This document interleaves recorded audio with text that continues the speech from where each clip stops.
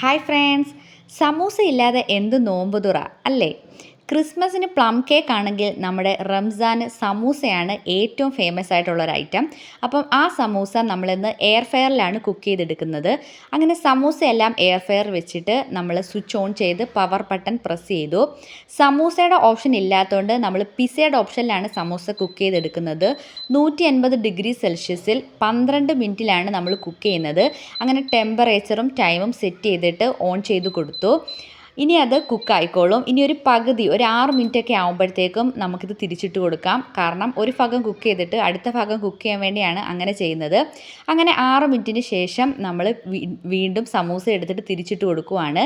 ഇനിയും നമ്മൾ എയർ ഫ്രയറിൽ വെച്ചിട്ട് ആ ബാക്കിയുള്ള 6 മിനിറ്റ് കൊണ്ടാണ് കുക്ക് ചെയ്യുന്നത്. ടെമ്പറേച്ചർ കറക്റ്റ് അല്ലെങ്കിൽ അത് കറക്റ്റ് ചെയ്ത് കൊടുക്കണം.